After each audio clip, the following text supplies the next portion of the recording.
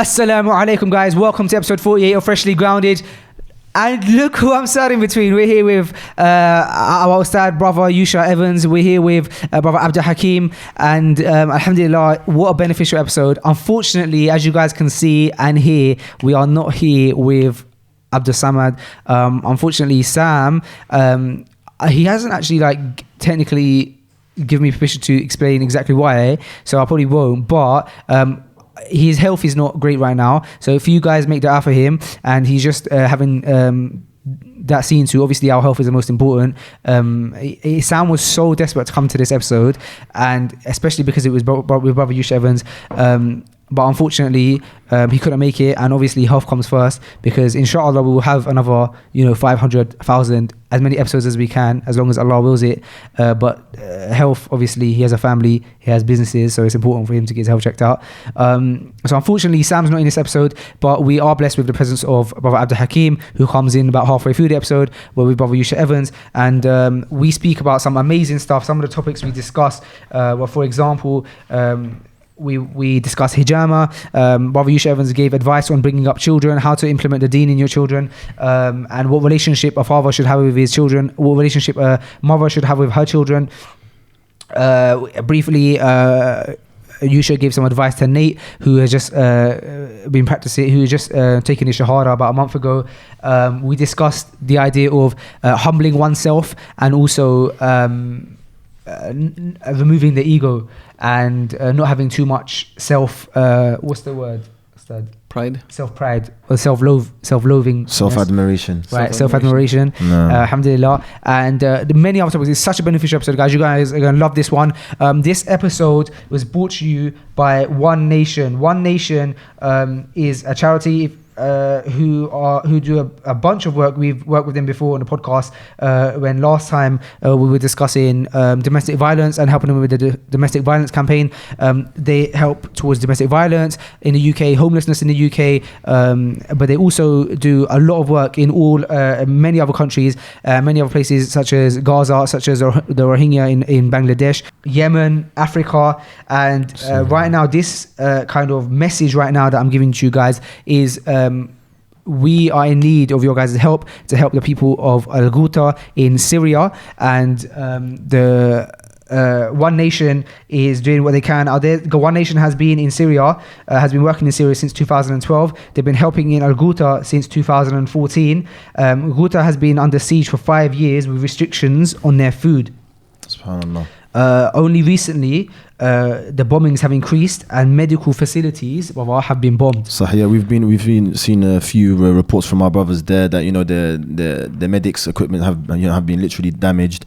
And I've worked with the One Nation. Okay. And wallahi, may Allah subhanahu wa ta'ala reward them with their works. And we all know what's happening particularly in Ghouta. SubhanAllah, we had the snow for a couple of days, and literally the whole of London kind of came to a standstill. And it's important that brothers and sisters and people out there and friends that we try and help alleviate the suffering that these people are going through. And the Prophet ﷺ, he said that مَا نَقَصَ مَالٍ مِّن صَدَقَةٍ, that the sadaqah that you give, it does not decrease from your wealth. And the least that we could do, the minimum that we could do is give a bit of our wealth to these children, to these innocent women, children and elderly, and to try and help them alleviate their sorrows and their hardship that they're going through, that maybe inshallah on Yawm al-Qiyamah that Allah subhanahu wa ta'ala will alleviate the things that we need to be alleviated from, and our sins inshallah. Inshallah. So what does One Nation do? One Nation delivers food every month inside Syria. 2 trucks of flour, which is 50 tons, 2 trucks of water, 600 food parcels. They send medical aid regularly to the hospitals.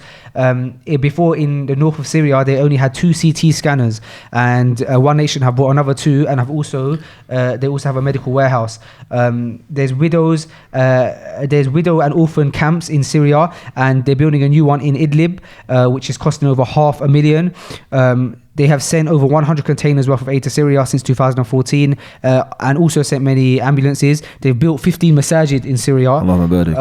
Imagine the reward that you could get by donating to One Nation, and imagine if a masjid is built with that money. Imagine every time somebody prays in that masjid. I can only imagine, inshallah, if Allah wills, for the reward to be for every person who prays in that masjid.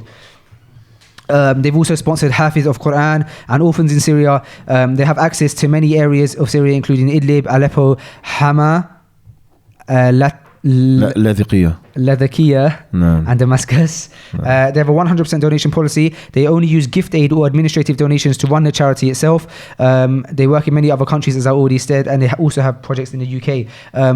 So head over to onenationuk.org, or you can ring their donation hotline, which is on their website, which is 01924 856 923. This podcast is also brought to you by 59. That's 50_NINE on Instagram. 59 Stanhope Road. It's a cafe. I'm not going to do it justice because Sam's not here and he has a better way of explaining it because it's his. But it is honestly, guys, my favorite cafe. I'm not just saying that. It's my favorite place to get coffee from. They do alternatives to dairy. Our brother here will be very happy to hear. I need to go, man. You know what? I said to Sam so many times that I want to go and visit him, but you know what? We need to head up there. We will, inshallah. We should, Yeah. and you've been there. How did you find your experience there? Yeah, alhamdulillah, it was very good. Yeah? I want to go up there, everything. man. I've been there twice and had meals there twice and both times. It's very They've updated their menu now. You should Updated go. the menu, man. I heard it's very healthy, mashallah, as Very well. healthy. There's I know healthy brother food. Sam, he's mashallah very intimate. Everything's healthy and fresh. It's always made like that day. Mashallah, So it's, no. mashallah, it's really good. The juices No. are really good that he makes. Mashallah. It's definitely worth the visit. Where is it? In St Albans? Yeah, it's 59 Stanhope Road in St Albans, Hertfordshire. And lastly, brought to you guys by Izaha. That's izaha.com, izaha.com. Arabic caps, Arabic hats, jumpers, t-shirts, beanies. Head over there, type in the code Freshly Grounded and you get 20% off. Also, I forgot to mention 59. If you quote Freshly Grounded, you get £1 off everything. So get yourself an espresso for less than £1 less than it usually is. Mashallah, we're getting there. If you guys want to sponsor the episode, head over to freshlygrounded.com/partner. With that being said, guys, this is Freshly Grounded episode 48. Jazakallah khair, Ustad. Jazakallah khair, Abdul Hakim. I'm blessed to be in the presence of two people who are much older than me in age and knowledge, and well, not much older than me in age. That's stuff like I feel bad now. You say that. I mean, like older than me in age and knowledge. I'm blessed to be in your guys' company. Alhamdulillah. And with that being said, let's get into episode 48 of Freshly Grounded. And welcome to Freshly Grounded, the brand new podcast by best friends Faisal and Sam. Huh? I said welcome to Freshly Grounded, No, after that bit. the brand new podcast And after that bit? by best friends Faisal and Sam. Really?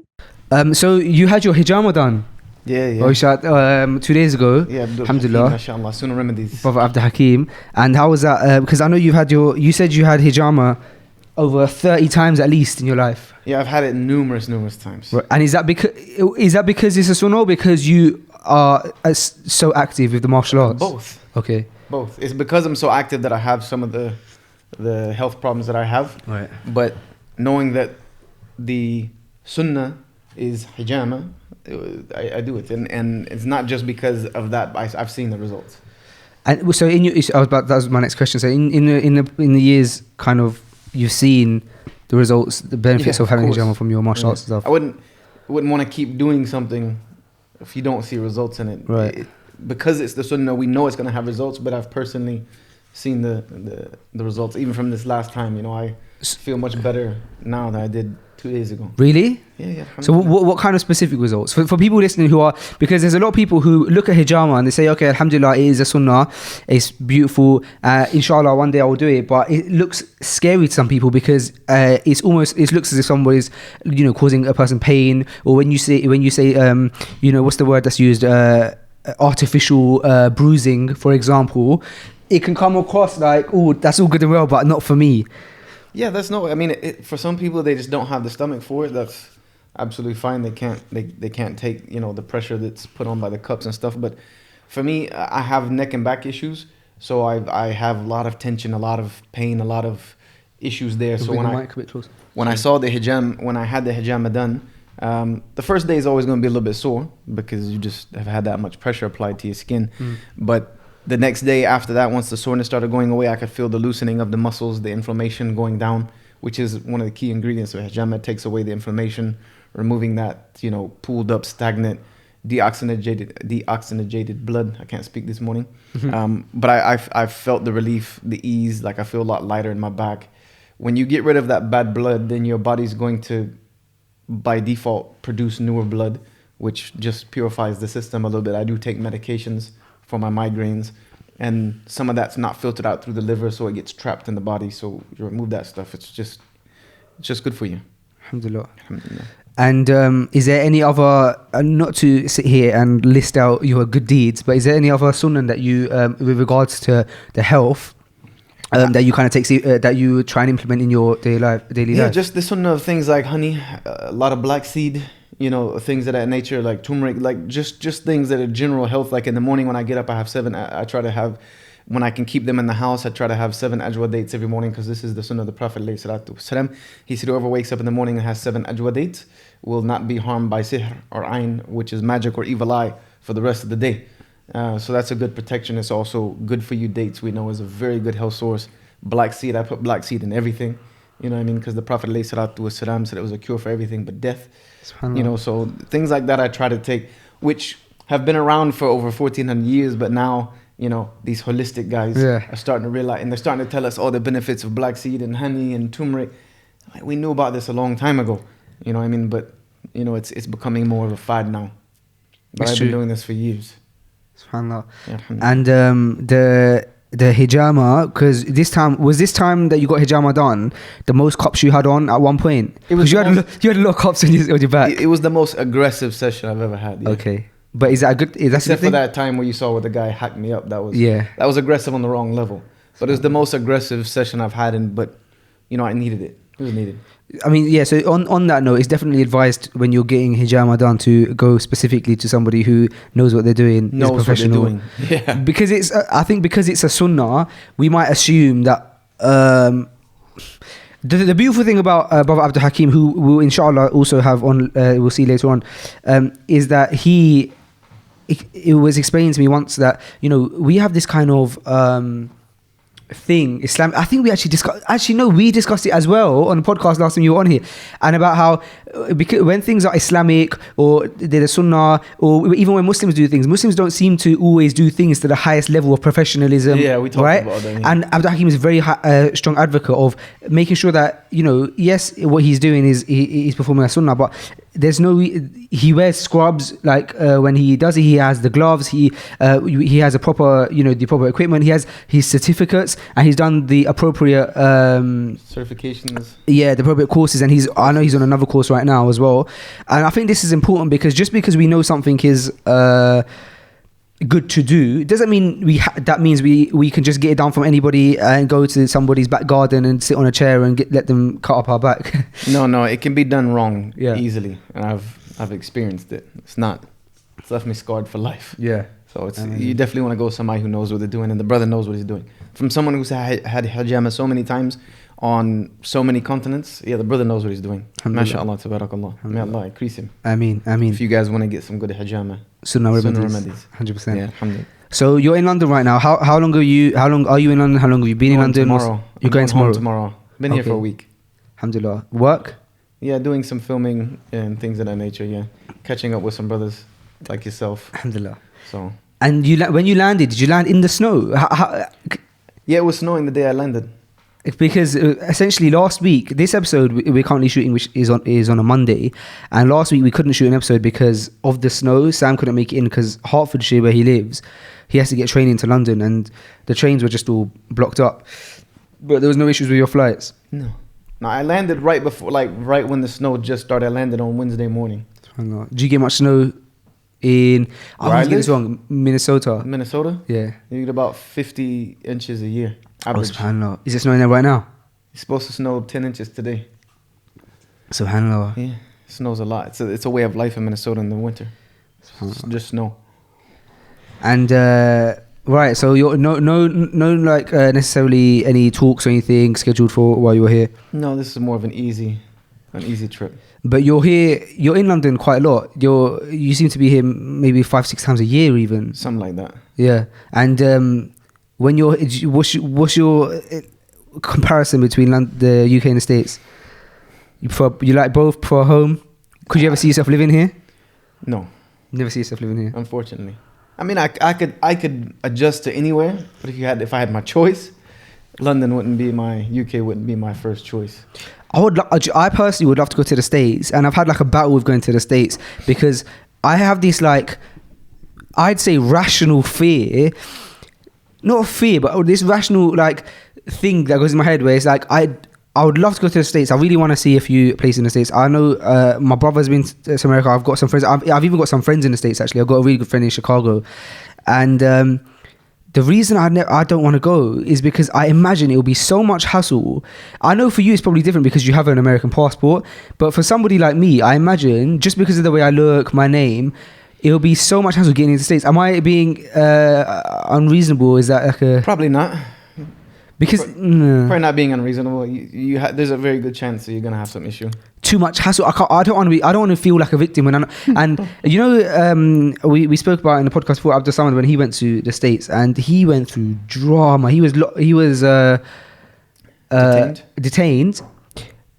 Asked for his I think they asked for his phone, and he said it was just typical, like they were questioning him on like left, right, center, and he was there for hours and hours and hours, and he traveled with someone, with his assistant, and his assistant was waiting, obviously, because what happens is they do it in a way where you have no time to do anything, right? So they took him, and he even said, can I just tell my friend that where I'm going? No, nothing, and he can't use his phone, and so his assistant is just waiting for him for hours and hours and hours, has no idea what's happening, just like for all he knows, like Sam's just not got off the plane or something.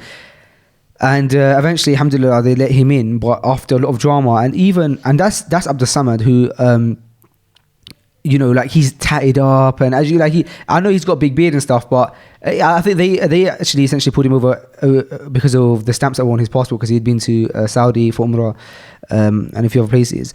But even Omar, my brother, they stopped him when he landed in New York, I think it was, and in my opinion, he just looks like a regular guy, right? Yeah. And they said his name's been flagged on the system. They stopped the plane. Before the plane managed to take off, they stopped the plane for half an hour just for him, and they were doing as much as taking his glasses off and looking through his glasses, his spectacles, and eventually, alhamdulillah, he got through. But this is when I hear these stories from my friends, I'm thinking the fact that I want to go to America, I'll just check it out. This hassle outweighs it for me. Yeah, there's a high potential of it. I'm not gonna lie to you about that. Yes, but you're okay because of obviously you're resident. I'm not okay. I still get pulled in things of that nature. Oh, really? But I'm an American citizen. At the end of the day, I have rights. Right. You understand? Yeah. At the end of the day, they either have to charge me with a crime or let me go. Where else are you gonna send me? Exactly. So. For me, it's different.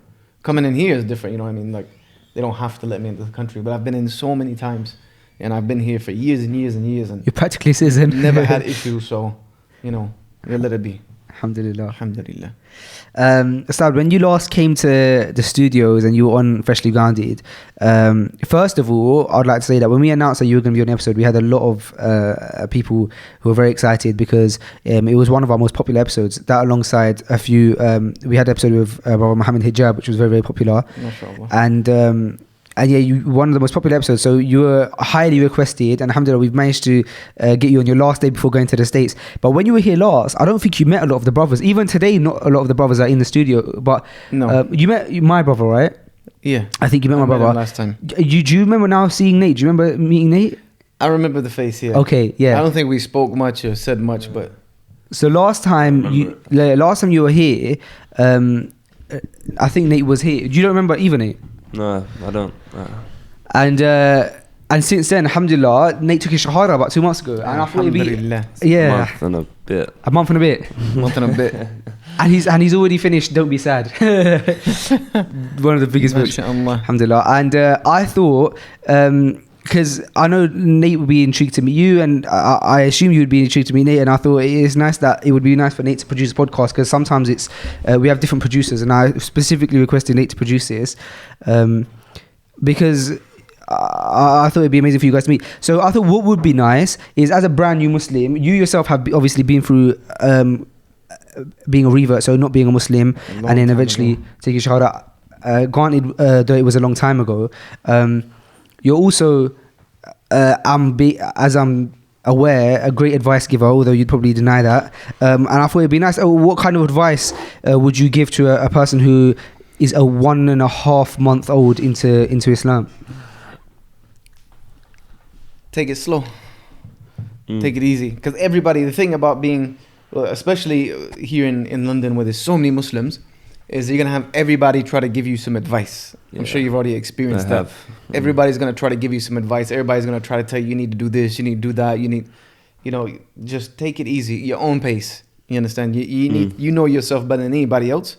You need to take that pace, because the most important thing for a new Muslim is finding an attachment to their Creator inside of themselves, that iman sitting in the heart. Everything else is secondary to that. You understand? You can gain the most knowledge out there. You can read 1,000 books in a year. But if that iman, if that true faith doesn't sit deep inside your heart, it's going to be very, very hard to stay on deen consistently. You understand? So take your time to solidify that relationship between you and the one who created you. Some reflection, some understanding of, why did I do this? You know what I mean? Because you're also, I'm sure, going to have some lashbacks, from people that you knew before becoming a Muslim, that are going to question you and, why did you do this? Why, so it's going to be harder to answer that if you haven't solidified in yourself, why did I do this? So that was a big thing for me, was, so many people pushed me, and I wanted to start learning right away. I started learning Arabic the day after I became Muslim. I was able to rudimentarily read the Quran like after like a week, but I realized there came a time where I realized I needed to take a step back and kind of realize, why did I do this? Knowledge is going to help that, but taking it easy and slow with that, because there's so much knowledge to learn about Islam. There is, for sure. There's crazy amounts. This year will be 20 years I've been a Muslim. I'm still a beginner, so take that easy, take that slow. Try to build a relationship with your Creator. And everybody who gives you advice, just take it and accept it and say thank you, but take it all with a grain of salt. Put it in the back pocket. Inshallah. Work on you. That's what I have been doing. Cause a lot of people is trying to give me this, read that. Yeah. Here's just take it, say okay. Alhamdulillah. I tell them, I'm taking it slow. I'm probably the most laid back person there is. So I just take anything, just roll it off, and I'm with the brothers all the time. So you know yourself better than anybody. Just take it easy, take it slow. One step at a time. For sure. The easiest way, putting one foot in front of the other. Don't take off running, straight away. It doesn't work like that. Exactly. And then you'll find you'll build yourself a little bit more of a grounding that will allow you to be more consistent. You need that solid foundation first before you're a lot better off than a lot of reverts, in the sense that you have a good network of brothers that are around you. A lot of reverts don't have that, so that's a good thing. Take that as a benefit, but just be slow. And even if you feel like somebody's pushing you a little too fast, just be honest. Just tell them, hold on, I need to slow down just a bit. You don't want to get burned out. You don't want to, you don't want things to start turning sour. Yeah, for sure. Just take it as easy as you can, inshallah. Yeah. And maybe you'll find yourself 20 years down the road still doing it. Inshallah. I'll be there. Inshallah. Based on what you were just saying, Ustad, you were saying about finding that relationship with Allah, with your Lord, your Creator, and it kind of implementing that first and getting that right. And that reminded me of something that our teacher recently said to us. He said he's noticing a pattern in this day and age where the youngsters, what we're doing is we are getting ourselves so caught up in facts, and I don't want to, because I will never want to belittle knowledge, and especially with my I'm the smallest of the small, do you know what I mean, when it comes to that kind of stuff. But I'm trying to relay his words in the best way I can without while not remembering exactly what he's saying. But essentially we're losing one of the important things, which is the heart, the connection with Allah, that the emotional part of it, where we're meant to have this connection. And so what can happen is our hearts can harden. And so by you saying that, it kind of reminded me of that, of like, there's a very, very important aspect that, although also constantly increasing knowledge, constantly learning about your deen, but never forgetting that if we're not standing in salah and feeling, you know, an emotional connection while praying, because essentially we're in conversation with our Lord, then there could be there's a hole in our iman, right? Yeah. Well, if you wanted to come up with a cliche for it, it would be, for me, feed the soul as much as, if not more than, you feed the brain. Right. SubhanAllah. You understand? You can put so much in the brain, but is that making a connection to the heart, to the iman? Because you have people in this day and age, you have some groups of brothers that have tons of knowledge. They can quote to you from the depths of the scholars, but their manners are not, you know what I mean? They don't have the manners of a Muslim. They don't have the ibadah of a Muslim. You know what I mean? They like to beat people with their knowledge and things.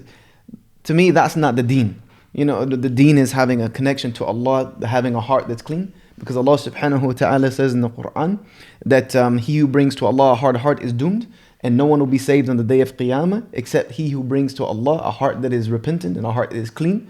The Prophet ﷺ said that the most thaqil, the most heavy thing that will be placed on your scale of deeds on the day of Qiyamah is not your salah, not your siyam, not your fasting, not your charity, your akhlaq.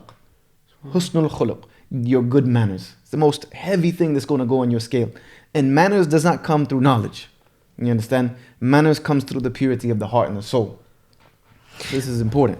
So why is it then that, you know, and I'm speaking from experience here, when we come to the deen, when we start practicing, and I'm speaking about my own experience, you know, when I first start practicing, and it's a pattern, as you mentioned in the last podcast that you were on, the pattern is that when a person comes to the deen, they become very zealous and excited, and they become harsh with the people around them. And this is something that I myself was like. And then it took for my mum to pull me aside and say, if you carry on like you started practicing, it's meant to make you a nicer person, and like you're kind of pushing everyone away. If you're going to continue on like this, then you don't have a place to live, essentially. And it took for it to go to that extent for me to reflect and say, hold on a second, I'm pushing my brother away, I'm pushing my family away. I've had more arguments in the last couple of months than I've ever had with my family, because we're not an argumentative family. Yeah. And when my mum had that conversation with me, I thought, subhanAllah, I need to have some self-reflection. And I think that's when I really started growing, because I realized that wasn't. But why is it that when we do become that passionate, and it is the heartstrings that are pulled that bring us closer to Allah? Because if you were to ask me what brought me closer to Allah, I would say it was an emotional thing. I was in a dark place emotionally, and Allah, I built this emotional relationship with my Lord. But then when I'm trying to then like to my family say come closer to Allah, I'm not using the method that I came closer. I'm saying, oh guys, this is like how can you be wearing shorts like that in the house? Like, do you know what I mean? And just going so. Why is it that we do that when we ourselves came to the deen through our hearts?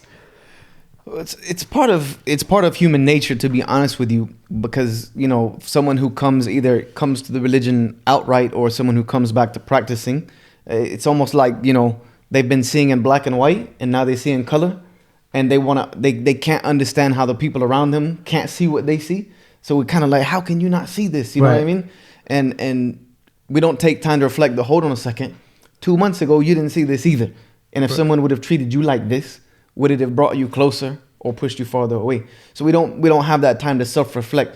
And some of it is a genuine concern that we want people to see what we see. You understand? How can you not see what I see? Exactly. But that's not the way we do it. You know what I mean? That's not the way to go about it. But it's part of human nature. And this is an attribute of the youth as well. The youth are kind of like this. You know what I mean? Very argument. You see over certain things, like if someone disagrees with them, they can't take it. You know what I mean? You have to agree with me. Right. You have to see what I see, because I know I'm right, and there's no way you can't see it. That attitude is just kind of an attribute of young age.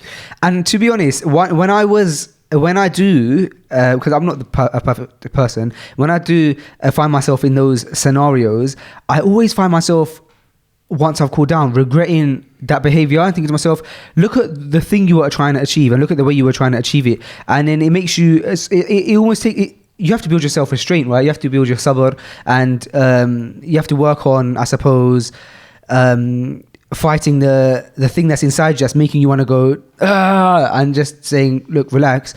Allah says in the Quran to even the Prophet Muhammad sallallahu alaihi wasallam, the best of creation, whoever I guide, no man can lead astray. Whoever I lead astray, no man can guide. And that was to the best of creation. So if the best of creation cannot even guide someone, if Allah chose to lead them astray, then who am I to assume that my harsh words are going to do that, right? But am I correct in thinking that we have to have that sabr?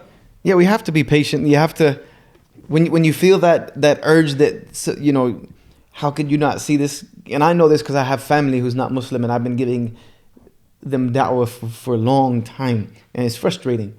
You just have to breathe and say, look, none of this is in my hands. You understand? No matter how I present Islam to them, at the end of the day, it is up to Allah whether He guides them or not. But I will be questioned about the way I presented the message. That's my responsibility. SubhanAllah. I'll be questioned about the way I presented the message. I will not be questioned whether or not they accepted the message, whether or not they became a Muslim. I'm not even going to be asked about that. What I will be asked about is my behavior in presenting the message. So when you remind yourself of that, you think a little bit differently. Yeah, when you feel like that. It doesn't matter the way what happens. If Allah wants to guide them, He's going to guide them with or without me. But I'm going to be questioned on how I presented the deen. You understand? Yeah. It's kind of like you make a meal, make a really good meal that you want to present to somebody that's never had this meal before. How are you going to present this meal? You're going to make it all nice. You're going to invite them to the house. You're going to have the house looking good. You're going to have the house. You're going to make it look good. You're not going to make it the way you would make food for yourself. Right. You're going to make it presentable, put it on the nice dishes that you have and the nice plates. You're not going to just chuck it on a plate and toss it at them like, hey, this is amazing. You better try this. You know, so we got to think that presenting the deen is kind of the same way. Yes. You know, we want to present it in that very presentable manner. Very true. It's very interesting. Because we're going to be questioned about that. Yeah, but not about... not about whether or not they accepted the message. That's between them and the one who created them. You can't guide anyone. There's two... When it comes to guidance, the ulama have taught that there's two forms of guidance. There's hidayatul tawfiq, which is the ability of someone to come to the deen, and that's by Allah opening their heart, as Allah subhanahu wa ta'ala says in the Quran, that if He wants to guide someone, He opens their heart. And if he wishes to misguide someone, then He closes their heart, and it'll be as though they're trying to climb into the sky. You can't do it. You know. And then there's hidayatul irshad, which is our responsibility to share the message. And we're like the postman. You understand? That was like being the postman. If I sent you a package and I take it to the post office, what's the post office job? Their job is to just get you the package the exact same way that I gave it to them. And when the postman rings your door, hands you the package, his job's done. He's going to get paid for that service. He doesn't care if you throw it in the trash. He doesn't care if you jump and step on it. He doesn't care what you do with it. His job is to give it to you in the way it was given to him. That's our job. Once we deliver the package, as long as it was delivered in the way that was given to us, that's it. We've done our job. Right. We're free of responsibility with what the person does with the message. So we have to think about it like that. Would you be happy if the postman showed up, he smashed your package, or you open the door, he threw it in your face? You know what I mean? We have to think about how we deliver that. If he tries opening it for you in your house, open it for you, house, no, you're gonna love it. Use it right now. Start setting it up. So let me just sorry, Mike. I want to make sure that, because it's a direction one, it kind of has to be like in front of your. So we had some questions from some of our followers. I won't go through all of them, but I kind of pulled up some key ones that I thought would be interesting. That either came up multiple times, or maybe stuff that we haven't heard you speak about before. One of them was life advice to your younger self. So subjectively, not to younger people, to Yusha Evans, the younger Yusha Evans. Now that, like you said, you've been practicing for 20 years, alhamdulillah, what life advice would you give to your self? Where do we start with that one? If I could give some advice to the newer Muslim version of myself, it would have been to focus more on my personal growth before beginning to share the message with other people, and it would have been to remain as unknown as possible, right, for as long as possible. Right. That would have been my number one advice to myself, because I kind of got into da'wah, it wasn't something I was attempting. I didn't even know there was such a thing called da'wah in Islam. I knew as a Christian, I wanted to be a missionary. I wanted to proselytize, which is share the message of Jesus. So that was kind of part of my nature anyway. So when I learned that there was an actual field of Islam called, da'wah, propagation of the religion, I kind of jumped in, you know what I mean? Like head first, this is me. Without realizing, that there's some things that you should learn along the way. You don't really want to do on-the-job training when it comes to da'wah. But there was not a whole lot going on. There wasn't, there was an area that was needed. I felt the responsibility because I'm a born and bred American, and most of the people I saw that were out there giving the message of Islam, there was only a few that were native, to the country where I lived, that understood the mindset, understood the people. And when it came to Christianity, the only other person out there really, other than Ahmed Didat, who was not an American, he was South African, the only other person giving, really good da'wah for the Christians was Yusuf Estes. Right, yeah, of course. But there's also like a 50-year generation gap between us. Huge gap, yeah. So, I kind of fell into it and learned a lot on the job. That's why a lot of the topics of my PhD dissertation is going to be, things that I've learned along the way to try to help some of the new people coming that want to get involved in da'wah don't repeat some of these mistakes. Because yes, you learn that lesson very firmly when you learn it the hard way, but you don't want to be doing that when other people, in the message of Islam is on the thing. And remaining unknown is kind of a given, that with notoriety comes a lot of negativity. There's a lot of negative things, and there's so many statements of the Salaf of our ummah that talk about remaining unknown, and they're 100% true. So those have been my two advices. Would have been to kind of take things slower and get a good solid foundation before I start trying to give other people information, because you cannot give to someone what you don't yourself possess. SubhanAllah. If you were to ask me for £1,000 right now, I couldn't give it to you because I don't have it. You understand? So I'm not gonna go and offer it to you. It'd be if now I'm gonna say, you want £1,000? Yeah. Well, sorry, I don't have it yet. Let me figure out how I'm gonna get it, and then I'll give it to you. So you can't offer to someone something which you yourself are not truly possessing. This is one of the usul al-da'wah, the foundations of sharing the message of Islam. So and staying unknown is a good thing. Notoriety brings about its own plethora of problems. What you just said about notoriety makes me think that, I don't know if this is the case for everybody, certainly for me, you don't know that you don't want notoriety until you have it, and then it's too late. And it reminds me of a quote that, and if you just replace the word money for fame, it makes complete sense. And the quote is, everybody knows that money does not equal happiness, but everybody wants to find out for themselves. Yeah, everybody wants to find out for themselves. Yeah. It's one of those things that's very hard to get across to brothers, because a lot of people will look at someone who's well known. I don't consider myself well known in any sense, but they'll look at someone who considers themselves well known, who says that, you don't want to be famous, you don't want to, and they look at it as like false humility. Oh, right. This guy's just being, humble, falsely humble. Not, you know what I mean? It's just false humility. But then if you end up in that position and you get it, like now when I hear someone who's truly famous talk about how, like Jim Carrey now, who's well known for talking about this, I'm like, dude, I get you. You know what I mean? I understand where you're coming from. It's reality. Notoriety comes with so many issues, so many issues. Yeah. You'd rather, trust me, you'd rather be a private person and have your life to yourself.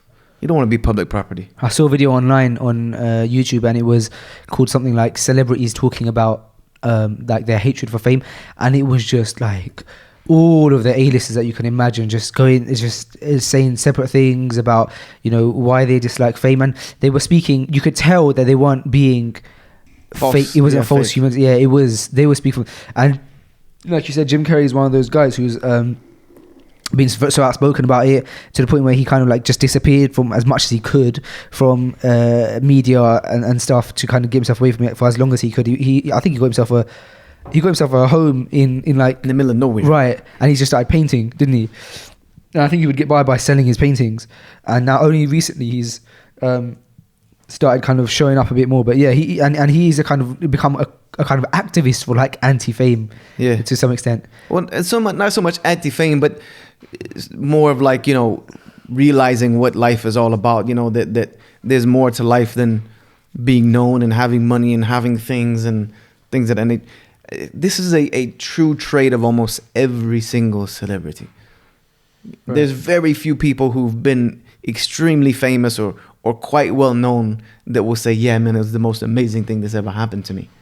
I don't think that's unless there's some people that are like that. Right. There's some people that love it. You know, we know a few of those that are running around today. They live off of it. Right. But there's gonna come a time, especially when you start getting a little bit older in life, that you realize, wow, this is not really how you want to live your life. No privacy, everybody in your business, everybody, True. you know. And as a Muslim, we understand that it comes with so many other negative things. You have people who don't wish you the best, evil eye, ayn, sihr, all these things that can come along with it that are just too big of repercussions. As well as witnesses on the Day of Judgment for things that you may have done wrong or led other people to. Subhanallah. Absolutely. It becomes such a huge responsibility that if I could take it back, I'd take it back. Subhanallah. And that's not just to say it. I would take it back. If I could sell someone else my notoriety, someone else could be Yusha Evans for a while. Take it. Just let me be unknown, Mr. X. Okay, and all right, so this kind of leads on to from what we were just talking about, and it was the idea of like, you know, humility and being humble. I wanted to talk about the importance in Islam of being humble, of humbling oneself, and why it's important to, for example, not have self-praise and also praise people too much to their face. And the reason this kind of came to mind is because we were sat in a circle recently, weren't we? And Abdul Hakim came to the office. He visits us quite a lot, alhamdulillah. And he was speaking to Nate and a few. It was me, you. Who is it? Me, you, Samir and Hamza. That day when he was speaking about me, Hamza, and Samir was there. Yeah, and me. And what he was kind of giving us some nasiha about is not praising other people too much to their face, and and humbling ourselves, and I suppose not having self-praise. And I think perhaps to some people that would seem like, well, there's nothing wrong with that. What's wrong with me being self-confident or being etc, etc, etc? But so I kind of wanted to go into that with yourself. Why is it that we are kind of encouraged to remain humble and not praise ourselves and others too much? It's quite simple. The Prophet ﷺ, because the self-confidence is one thing. There's nothing wrong with that whatsoever. This is called izzah, honor, having honor for oneself. You understand that? But there's a very fine line between self-confidence and arrogance. You understand? And this is what self-praise and praising others can lead to. It can lead to arrogance. And the Prophet ﷺ said, anyone with the smallest, minutest amount, even the grain of a mustard seed of kibr, of arrogance, will not enter into Jannah. So that's huge. For something to be so serious that even the tiniest amount of it prevents you from ending paradise. We know that we can go to Allah with a mountain of sins, mountains and mountains and mountains of sins, and still enter into paradise. But even if you have the slightest amount of arrogance, you don't make it. So this is why it's such a problem, because arrogance leads to so many other problems. You understand? Arrogance leads is like one of the evils of society. Can you imagine if everyone was arrogant and full of themselves? And it would be a very miserable place to live in. No one's gonna care about anybody else. Unfortunately, I'm kind of describing the world today. You know, no one's gonna have any concern for anyone else. We're gonna be desensitized to one another. It's gonna be nafsi, nafsi, nafsi, myself. When that's supposed to be restricted for the Day of Judgment. On the Day of Judgment, you're allowed to be that arrogant or that self-centered, that it's all about me. But in this life, it's not all about you. You're supposed to worry about yourself, but you live in a society So you're supposed to have some concern for others. So in a nutshell, that we're trying to avoid arrogance. That's why we don't praise someone too much or praise ourselves when we know ourselves. You understand? We know ourselves. Come on. There's not a person out there that doesn't have evil, doesn't have skeletons in the closet, doesn't know themselves well enough to know that they don't deserve the amount of praise that someone might give them. That's just being real. It's being real with myself. I know myself better than anyone else. So what are some practical steps that one could take to remove that ego from themselves and remove that that level of arrogance? Would you say that, I suppose it could be argued that the steps are already given to us. When we're doing if we were to do our 5 prayers a day with khushu, we would realize if we're in sujood, our head is on the ground, we're prostrating to our master. And I suppose that in itself would remove ego from us. But unfortunately, we do live in a time where we do have, egos. We don't want to be seen in a certain shop, perhaps. We don't want to be seen with certain people. We don't want to be seen with a certain type of clothing because we're above that, in quote marks. But what are the practical steps one could take? What can I do now that will help me to remove my ego in that way? Remind yourself of your flaws. Remind yourself of your flaws. Right. Think about, if you start to feel that bit of arrogance, start thinking to yourself, in the past 48 hours, how many times have I disobeyed Allah? How many times have I fallen into some area where I know it? How many times in my life have I disobeyed Allah subhanahu wa ta'ala? And yet He still kept feeding me, guiding me. You know what I mean? Clothing me. I have a beautiful family. I have a roof over my head. For someone to be arrogant in that circumstance, truly are foolish. Right. Because you do all of this disobedience and this sin, yet Allah still keeps blessing you with blessings that you can't count. That alone should let you know that you don't have room for arrogance. You don't have room for arrogance. And then no matter how amazing you are, no matter how much money you have, no matter how famous you become, you're going to die and get buried in the ground and turn to dirt. And then on the day of judgment, Allah subhanahu wa ta'ala is going to resurrect everybody and show them who is the real king. You understand? Who really runs things. It's foolish to be that arrogant. It's okay to have self-confidence. It's okay to love yourself. I'm a big proponent of that. You got to love you. In order to be able to forgive others and forgive yourself and be kind, and you have to love yourself to show love. So I'm a big supporter of self-love, but don't let it become a thing of self-worship. Right. Self-glorification. Very thin line. That I'm amazing. No, you're not amazing. You do your best and you love who you are with the flaws, but you're not a whole lot. In reality, in the scope of the existence of the universe, you don't mean a whole lot. So try your best to remain humble without becoming, what is the word I'm looking for? Without becoming too self-loathing. You don't want to present, because if I was a non-Muslim and I saw you and you hated yourself, you presented that to the world, that you hate yourself. Do I really want to be like you? No. So, there's a balance in everything. The deen is beautiful in the fact that everything is balanced. We're supposed to remind ourselves of our own weaknesses and sins, but not to the point of self-loathing and despondency and depression. But we should also not be so full of ourselves and self-confidence that it turns into arrogance and we get off this feeling of that we're better than everyone else. Even in our heart, we know that our Islam makes us better than those who do not have Islam, but that's only by in reality the favor of Allah on us. It's not because of anything we've done, because Allah wrote guidance for us before we existed. He chose that we would be a Muslim before He created us. So therefore, we didn't do a whole lot in that scope. Right, you understand? Yeah. So that kind of keeps us humble. Sure. Okay, so just on the last kind of part of this topic of you kind of going into some questions that people have asked. This is a big one that even I'm interested in. I'm not myself a father yet. Inshallah, may Allah bless me with healthy, pious children.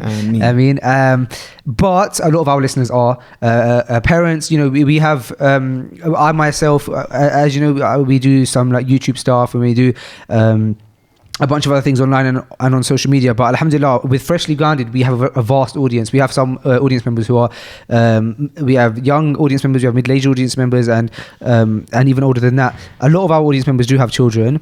And so the question is essentially advice on bringing up children, right? With balancing, how do you ensure that they have a level, they have the deen there, and also balancing with dunya? Now, before you go into the answer, I wanted to mention a few things. So one is that a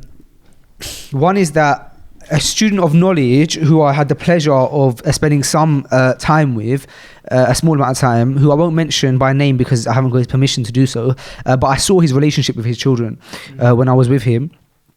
And subhanAllah, so I was amazed. I was looking and I was thinking to myself, Allahumma barik, this is the relationship I would want with my children, where his children were his friends.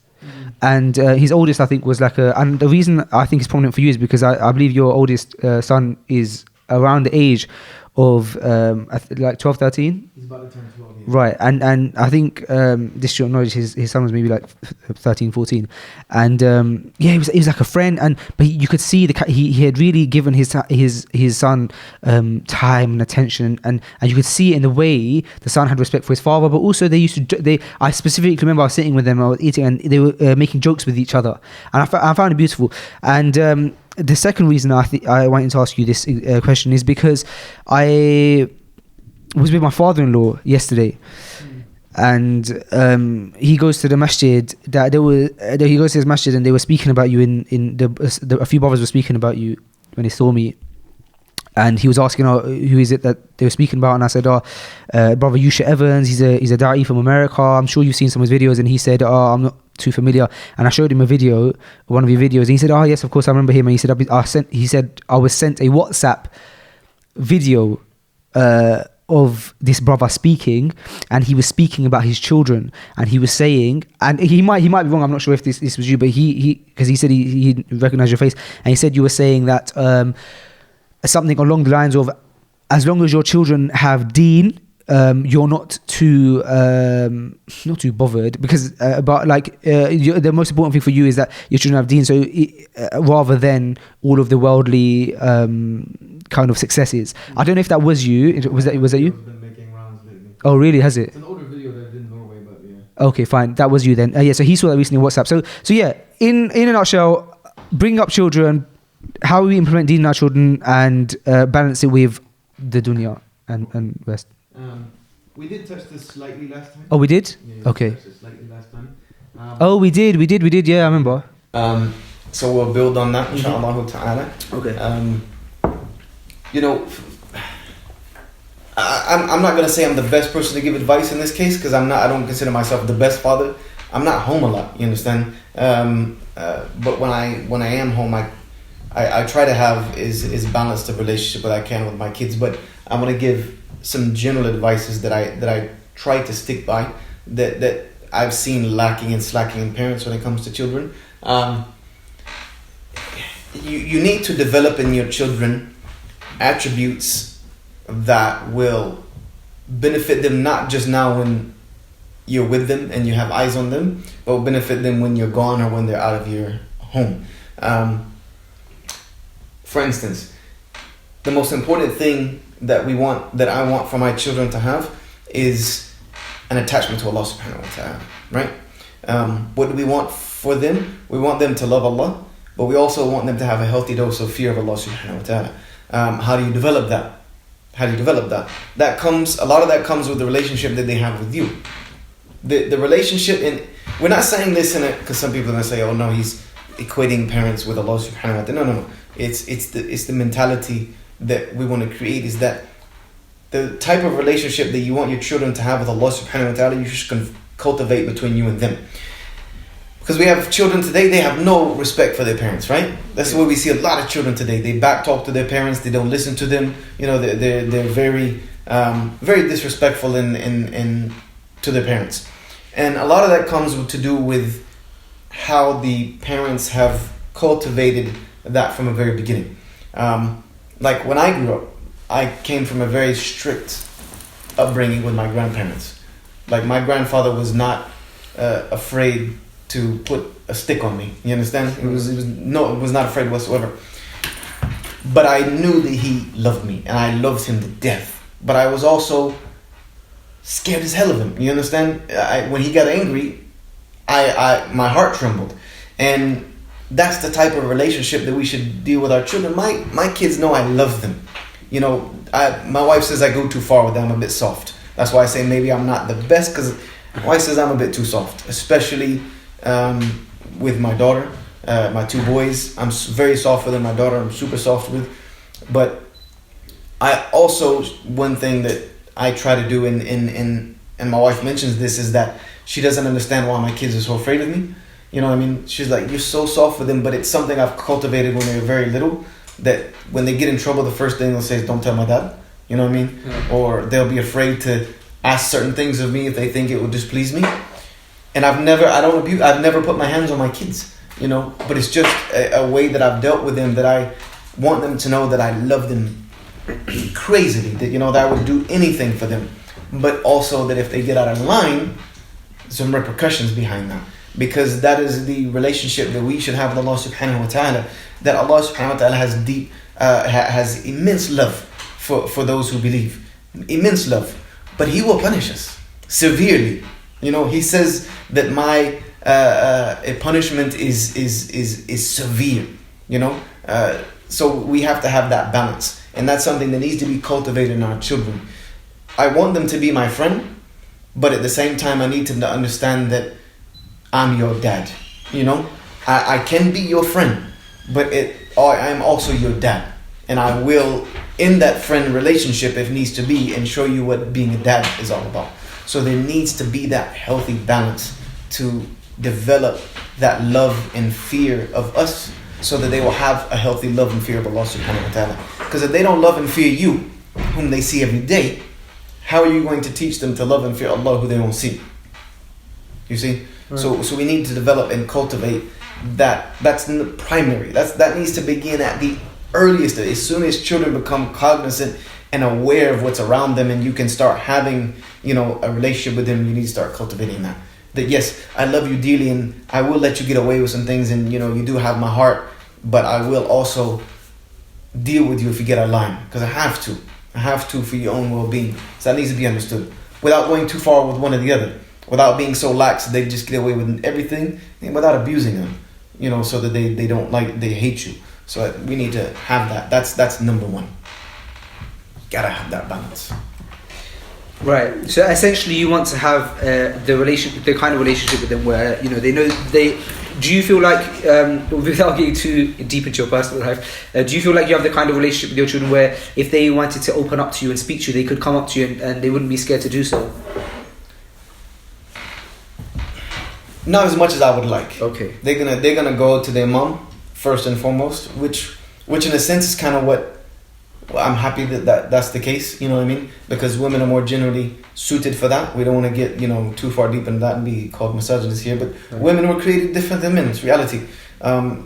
So, you know, but my daughter's more like that. But my boys are a bit more, they'll go to their mom with those problems, and then their mom brings them to me, and then I'm able to address them and deal with them, so it kind of works like that. So that's some of the downfalls of maybe, you know, kids being a little bit too afraid of you sometimes, as they afraid to bring certain things to you, but you're able to manipulate that some when they get a little bit older and start understanding things. But as long as they're willing to go to their mom with these things, that's fine, because there needs to be some balance. Right. Me and my wife cannot have the exact same relationship with the kids. You understand? It needs to be some variances in there. So I'm fine with that. That's why marriage is a partnership. Right. You understand? Yeah. That's why marriage is truly a partnership, and that's also why single parent homes, children that come from single parent homes have deficiencies. This is proven that they have deficiencies, because there is not that balance of having, you know, the dad around who is kind of like the rock and the disciplinary, but also, you know, someone who you deeply love because he's a provider of the family and he shows his affection. Then you have mom, you know, who's loving and gentle and other things like that. So that balance needs to be struck. I suppose for boys, it's kind of a natural thing to be like that, because kind of, as you said that, thinking back to my childhood and growing up, generally, if it's something that I feel like I need to talk about, I would have gone to my mum, not because I don't feel like I could talk to my dad about it, but more so because I want I know the expectations my dad has of me. My dad has the expectation where from a very early age, my dad told me, you're a man. Yeah. Do you know what I mean? So, I remember one time he said to me, I was crying. He was like, I was crying over something, and he said, I never want to see you cry again. He said to me, do you see your older brother cry? And I said, no. And he said, exactly. He said, you don't cry. And so the relationship with my dad, I wanted him to see me as an independent man who can handle things. And so if I did need to speak to someone on a more emotional level, I would go to him. Yeah, I wouldn't show him. I to this day, I hate showing my dad weakness. Like I'll do anything and everything in my power to not show him weakness. Not because, mainly because I also want to have a level of, I want my dad to be proud and be like, that's my son and he can handle his business. And you especially when you're married and stuff like that, you have to step up. Essentially, you can't always be dependent. And because of that, alhamdulillah, I do have a good relationship with my dad in that if he is needed, he's always there. So I suppose it's good to have that relationship. So it's nice. It makes a lot of sense when you say that. Psychologically speaking, a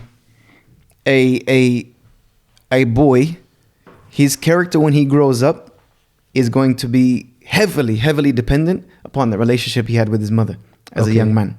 That's just the way it is. And a girl, the way she's going to be as character-wise when she gets older is going to be dependent on the relationship she had with her father. Right. You understand? Yeah. And that's where you get the cliche, a boy with mommy issues, because he didn't have a good relationship with his mother, and girls with daddy issues. Right. And these are clearly truths that we see now today. If you see, men who have a lot of problems, especially when it comes to problems with, being a bit wild and being a bit promiscuous and things like that, I can almost guarantee you that in a majority of cases, his relationship with his mother has issues. Right. And with girls, you see the girls that are very a bit wild and promiscuous and having issues and don't form relationships well and don't value themselves and don't have a very good self-image. It's because their relationship with their father was problematic. Right. This is just kind of how Allah subhanahu wa ta'ala created us. It's very important for mothers how they deal with their sons when they're younger, teaching them how to have that respect for women and love for themselves, and things that a man's not gonna be able to teach like that. I'm not gonna be able to teach my son to love yourself. That's a bit different. And for fathers with their daughters, it's very important that he cultivates that security in themselves, that they feel good about themselves, that they're told that they're loved, they're told that they're pretty, they're told that they're smart, things that they need to hear that repetitively growing up, because if not, you create insecurities that show themselves in very bad ways when they're older. It's very important. The relationship that a boy has with his father, with his mother, and the relationship that a girl has with her father. It's extremely important. Makes a lot of sense. Because at the end of the day, the boy is always going to be a mama's boy. He's always going to look after his mother. And the girl, her father's always going to be her wali. Right. You know what I mean? Yeah. She's always going to have to need him and depend on him to do things for her that are going to be in her well-being and interest. So if that relationship's not cultivated from an early age, you have problems. Reminds me of, I think one time what had happened is, my wife, there was an issue with my wife's car, and this was early on in our marriage. Her dad ended up she rang her dad and he sorted it out, and then I found out after. I said to her, look, I'm your husband, I'm here now, like you can call me, I'll sort it, like not in a way where it's like you don't like as in like I'm anti her dad, but I was like, yeah, I could have done it for you. Yeah, see, I can handle that, it's not a problem for me. Just why did you ring your dad? And I maybe it was like a bit pushed my ego, like, whoa, you're married to me now. And you're never gonna, if a girl has a good relationship with her father, as long as he's alive on this earth, you're never gonna be able to compete with him. Don't try. And then what she said to me, we put things in perspective. She said, like, no, like I know you're my husband, I know you're there for me, but it's like, so there's nothing. She said he's always going to be my dad. Do you know what I mean? There's nothing, and that put things into perspective for me. I thought, you know what, she's right. Like, she has this relationship with her dad where he's for a daughter. The dad is the problem solver. Yep. Right. When you have a problem, you go to your dad, and he solves it. And because her upbringing has been like that, as soon as the problem arises, the first person to call dad. And yeah, man, I got that kind of a vibe. I suppose. The idea of like I remember saying, you know, like when you married me, your dad gave like kind of passed the responsibility over to me, and in a sense it's true, but in another sense, you know, he's still her dad, and it's you could be gone tomorrow, true, for whatever reason, true, you know what I mean, and what's she gonna do? She's gonna go back to dad, right? You understand? It's just different. Yes, when you get married, the father does pass his rights and responsibilities over to the husband, but you haven't been married for a crazy long time either. Exactly. So you're not going to, you know, assume that position in her mind and her heart. Yeah, instantly. Instantly. You know, you have to, the same way her father proved his position in that regard, you have some time to do that too. Yeah. It's going to take you a while to do that. Yes, subhanAllah. And until that, her first response isn't going to be dad. Yeah. When problems happen. It's just nature. But it's good that she has a good relationship with the father. That's very good thing. Yeah. And that's the way fathers should be with their daughters, because it's paramount. It's of so much importance. Girls are ruined by a bad relationship with their father. It's reality, and that's almost psychological fact. But we see it. It's right in front of us. Right. Let's take a short break. When we come back, I want to do something that we have never done on the podcast before, which is go through a kind of video and kind of I'd say comment on it with you, and so we'll take a quick break and then kind of get back to it. Yep. Cool. Brother Yusha, before we go into the second part of the podcast, I just wanted to mention the sadness, the awful things that are happening right now in Syria, especially in Al-Ghouta, and I wanted to use that to kind of talk about One Nation. This episode of the podcast is brought to you guys by One Nation. One Nation is a charity who has been working in Syria since 2012. They've been helping in Ghouta since 2014. And Ghouta has been under siege for 5 years. They've had restrictions on their food, as well as a lot of other things. They've only recently the bombings have increased. Only recently, the bombings themselves have increased in the city, and medical facilities have been bombed as well, which is, subhanAllah. One Nation, then, they deliver food every month inside Syria, 2 trucks of flour, which are 50 tons, 2 trucks of water, and 600 food parcels. This is what One Nation are bringing into Syria. At the moment, they're sending medical aid regularly to the hospitals. They only had 2 CT scanners in the north of Syria, and One Nation have bought another 2 and also have a medical warehouse. We have sorry, I know it sounds like I'm like using no emotion to explain this, but I'm just reading off the kind of list of things that One Nation are doing, and we'll kind of discuss it briefly. But just so you guys are aware of the things that where your guys' money is going when you are donating towards One Nation.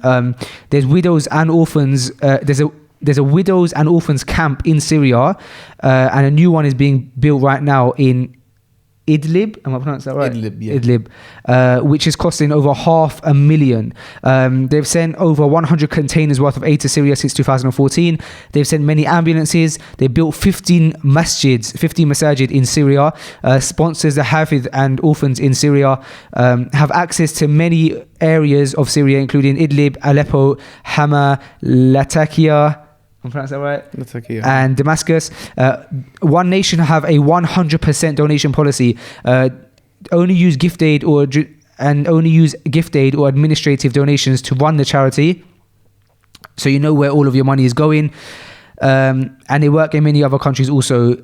They work in places like Gaza, Yemen, Africa, Bangladesh, with the Rohingya, and UK projects also, which is you guys might remember that we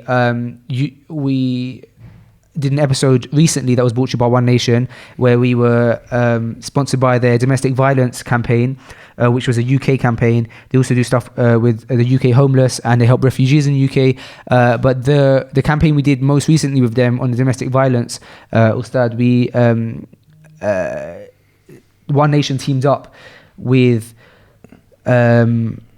another organization, and they were kind of raising awareness but also helping women and men who are going through domestic violence. And subhanAllah, by raising awareness on the podcast, many people had come forward, many victims of domestic violence had come forward and spoke to One Nation, and alhamdulillah were able to receive help from them. So it's a beautiful charity, and the way to donate is to go to www.onenationuk.org, or you could ring their donation hotline. Like I said, 100% of the donations, it's a 100% donation policy, and the donation hotline is, bear with me guys, it's just loading. 01924 856 923. I mean, Ustad, there's an absolute massacre going on right now in Al Ghouta, and I don't know if I saw a social media post recently that's going around of you speaking about it on Instagram. I don't know where it came from. It wasn't on your account, it was somebody else's account. But could you briefly kind of explain kind of the importance of the importance that we have as an ummah to help towards what's happening in Syria right now? Well, we have to help wherever we can. But it's, we live in a time where it seems like, there's always a need, but then there's always pressing needs that pop up. And I do, to the best of my ability, when there's campaigns going on, I try my best to help raise funds through because I have 400,000 people on my public page on Facebook and things, and if I advertise a post, we can reach 1 million people in 2 weeks. So I try my best to help and facilitate those things. It's a huge problem what's going on right now, especially in Al Ghouta, because of the simple fact that there's so many widows and orphans and children. I think the latest report, there's 350,000 children affected by what's the siege in Al Ghouta, so which means that there's a huge need there. So it's important that we become involved, because these children, especially, I'm the most involved when it comes to children, just because of the simple fact that these children are our children. These children belong to the ummah, especially orphans. The Prophet ﷺ stressed so much helping orphans, and an orphan in its sense is not like what we think of in the Western world as an orphan. They don't have a mother and a father. It means when one of the parents, especially if the father has died or been killed, then that child is an orphan because they don't have a caretaker anymore. So we really should support those causes wherever we can. People are very concerned about where their money is going and things of that nature, and that's good to do that, and it's good to be studious. But at the end of the day, also help where you can, because at the end of the day, you're going to be rewarded for the intent that you had. You understand? You're going to be rewarded for that. If you intended to do good, you're going to get rewarded for that good. So Ghouta is one of the things that's an immediate need right now. Yes, there's an immediate need everywhere. Bangladesh has been forgotten about. There's still a huge need in Bangladesh for the Rohingya. Philistine is still a big need. Palestine is a huge need. But we kind of have to sort things out when, if there's a huge fire going on here, okay, let's put that one out right now, and things like that. So Ghouta is kind of the most pressing need right now. Absolutely. And just to reiterate, guys, too, there's a bunch of charities, a bunch of organizations, and a bunch of things going on to help Al Ghouta, and One Nation is one of them. So just to reiterate, it's onenationuk.org. You can donate, you can help out, you can speak to the brothers about potentially volunteering and seeing if you can't necessarily help out in a financial way. Speak to the brothers, ring them up, and see if there's anything else that you could do to help out. And the donation hotline is 01924 856 923. Now, Sad, we have a third mic now that's appeared on set. Magically. Yeah. And the reason we have the third mic on set is because, as you're aware, unfortunately, our brother Sam is being dearly missed right now. Brother Abdul Samad, I know you're... Yeah, we miss him. Yeah. And we're making dua for him. Yes, unfortunately, he's not in the best of health. But make dua for him. It's inshallah, may Allah give him shifa. Ameen. And so he's been texting me since yesterday, and he's been texting me today. He's like, if there was an episode, like he's so upset he's missing this episode itself. He has a lot of love for you. I know you have a lot of love for him. Absolutely. And so I think he is as upset as you are, and you are as upset as him. But alhamdulillah, it was as is the qadr of Allah. Qadrullahi ma shaa fa'ala. Next time, inshallah. Inshallah.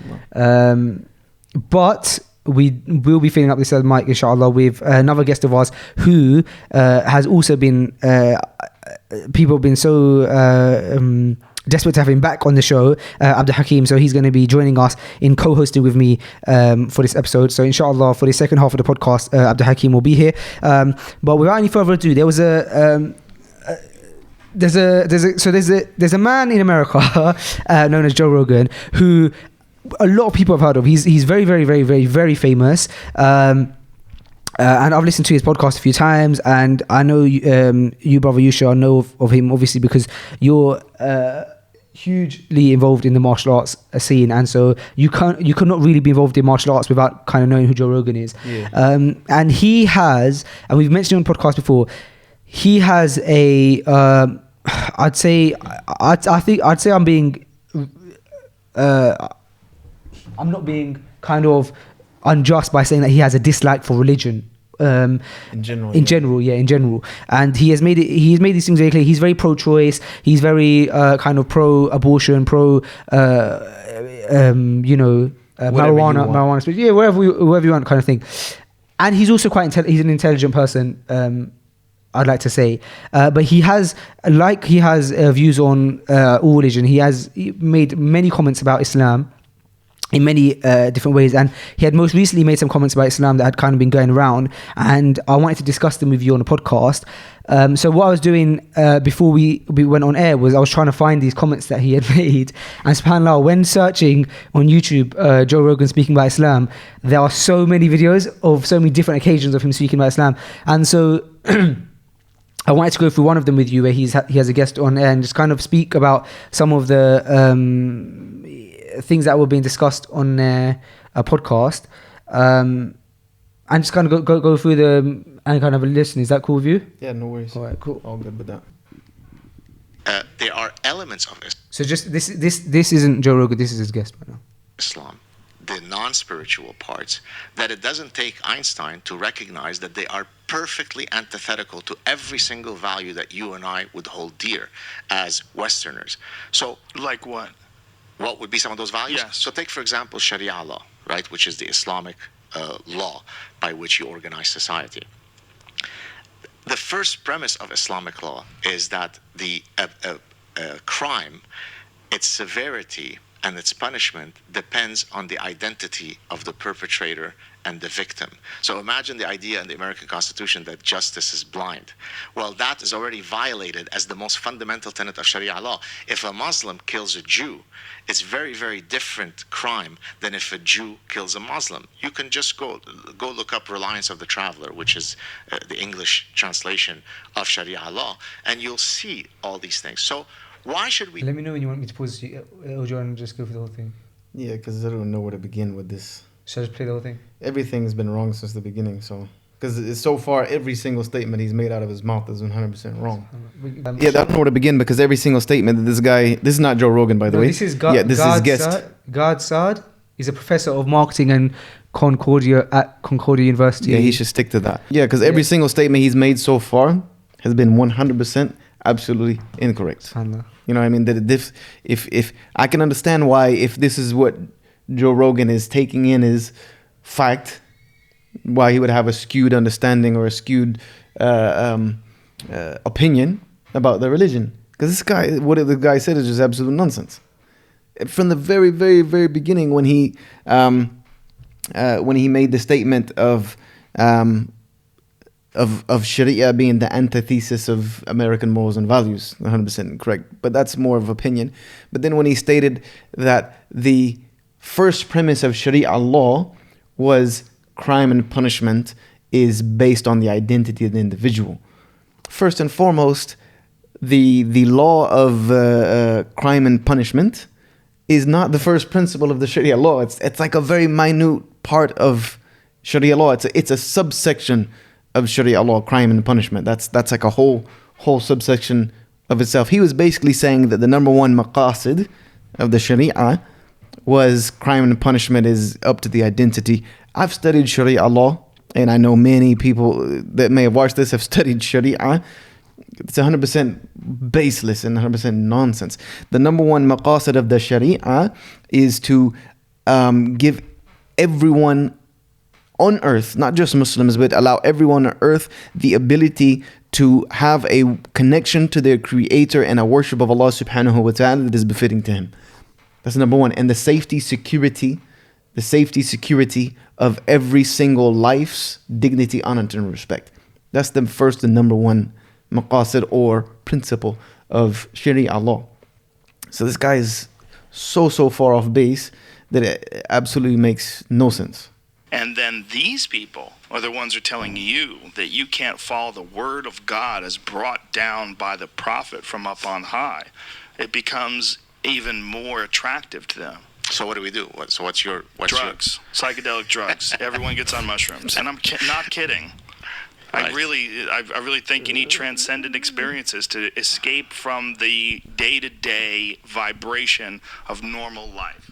I do have some respect for some of the things, the ideas that Joe Rogan puts forward. I listen to his podcast now and again. You know, he tries to be educated and woke, as they say.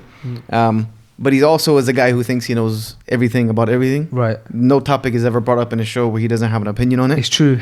Yeah. You know, he seems to know everything about everything, or at least know something about everything. Right. You know, you very rarely hear the man say, I don't know anything about that. You know what I mean? So that's a red flag for me, first and foremost, is that when you want to know everything about everything or present that you know everything about everything. And when you hear these guests on his show talk about Islam, like this first guy that we heard, this is the problem when people who take their opinions from, number one, people who are not Muslim. So, Wa alaikum salam. Wa alaikum habibi, how you doing? Alhamdulillah. Yeah, alhamdulillah, I'm good. Yeah. How you feeling? I'm good, alhamdulillah. Better? Yeah, much better, alhamdulillah. I was a little bit sore yesterday, you know what I mean, this was expected, but other than that, I'm good, alhamdulillah. Okay, so we are now joined by Brother Abdul Hakim. Assalamu alaikum. Wa alaikum assalam wa rahmatullahi wa barakatuh. How are you, akhi? Okay? Alhamdulillah, how are you? Alhamdulillah, I'm blessed, akhi, because look, the two people I'm sitting in between, alhamdulillah, I'm blessed. I've got nothing to say. Our brother Yusha, mashallah, you know, was happy to have him in London, alhamdulillah. Alhamdulillah. It's a pleasure, alhamdulillah. Especially, you know, alhamdulillah, we got to do a few sessions with our brother, inshallah, to try to relieve him of his pain. Alhamdulillah. Alhamdulillah.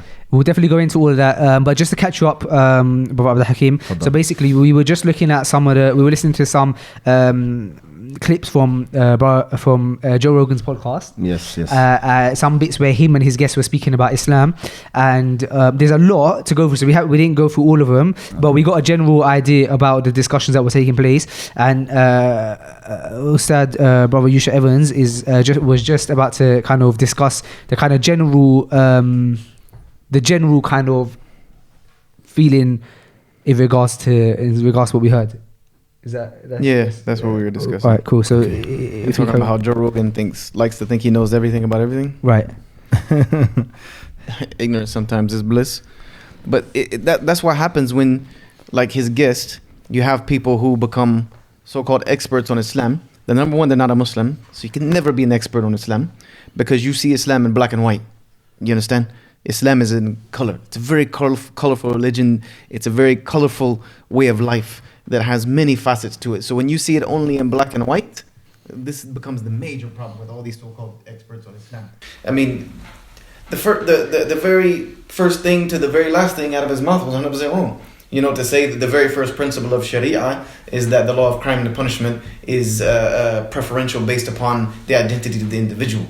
Like, hold on a second. I've took Sharia course after Sharia course after Sharia course, and this is never the law of crime and punishment, as we talked about, is a very small portion of the Sharia. It's a very small portion of the Sharia, and it is one of the most just portions of the Sharia, as a matter of fact. Which, when it comes to the law of crime and punishment, the maqasid of the crime and punishment is that life is sacred, absolute. 100%. Life is sacred, absolute. And you're not allowed to take a life unless you're 100% sure that that life is taken in justice. 100%. You know, like when we speaking about, you know, Sharia and the law of crime and punishment, you know, as a disclaimer, we're speaking about it in theoretical practice because none of us we don't live under an Islamic system where there's a judicial system where there's qadis and there's, you know, judges and things of that nature.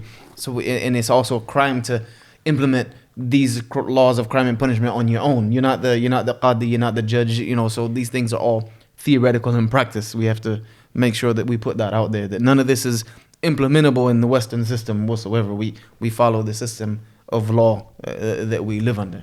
And we talked about what the maqasid or the first principle of Sharia was. But when we keep mentioning that word Sharia, none of these guys understand even what the Sharia means. The word Sharia, Shara'a, just means the way. It just means a path. It just means a way to get from one place to another. And Sharia for the Muslim is the way that we get from where we are now to the worship and pleasure of Allah subhanahu wa ta'ala and ultimately Jannah. It's the only road.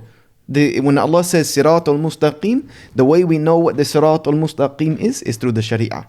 You understand? When we pray 5 times a day, that's Sharia. That needs to be understood. And that's a reason why people who understand what they're doing attack the Sharia, because they know that the Muslim cannot survive without it. Based on kind of the what you were saying earlier about Joe Rogan, like having this kind of vibe on his podcast that he knows a bit about everything. Yeah. Reminded me, I know this is completely off topic, but I suppose this, as is the nature of podcasting, it reminded me of when I was with you the other day and I asked you for some advice and you said to me, the best advice I can give you is the same advice I've given other youngsters, and that is to stay in your lane. And you kind of went into the reason as to why it's important not to kind of why it's important to stay in your lane, and why it's also okay to switch lanes, you were saying, but you have to do it with, I suppose, hikmah.